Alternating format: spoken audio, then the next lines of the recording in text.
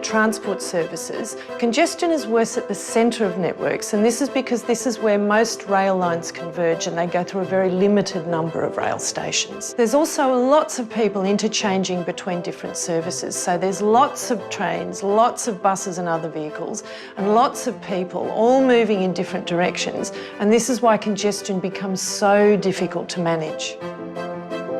UTS is developing a new transport technology called Responsive Passenger Information Systems. There are three key factors at play in urban passenger transport systems: physical infrastructures, operating procedures, and the travel behaviour of users. Physical infrastructures include vehicles and carriageways, creating the network structure. Operating procedures include the rules and service plan. In combination with physical infrastructures, these create the actual service offered to passengers that incorporates the timetable, capacity, and relative travel speed of the service.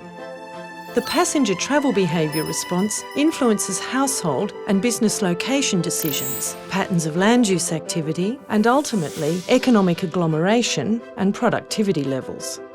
Responsive passenger information systems involve augmenting high-cost physical infrastructures with low-cost robotic sensor and digital communication technology.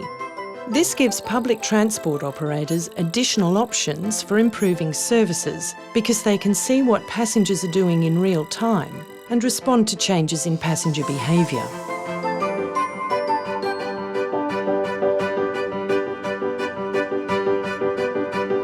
Traditional passenger information systems use prior models of human behaviour in environments.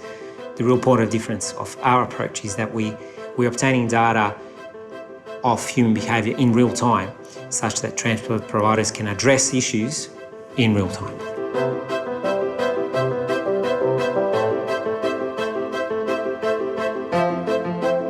Static passenger information systems are a way for transport operators to give information to passengers to positively influence their behaviour. They're a one-shot, one-way communication channel, and they're infrequently updated.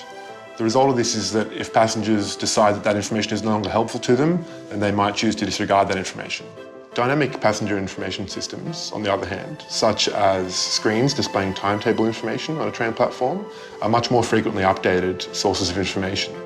So this means that passengers are much more likely to use this information if they trust it, and it will affect their behaviour. What it doesn't do is it doesn't allow transport operators to react in real time to passenger behaviour.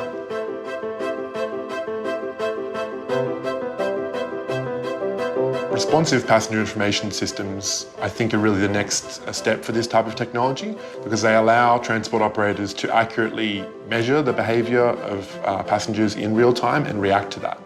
So what this lets them do is, as they change the way they operate the transport network, they can measure the effect this has on passengers.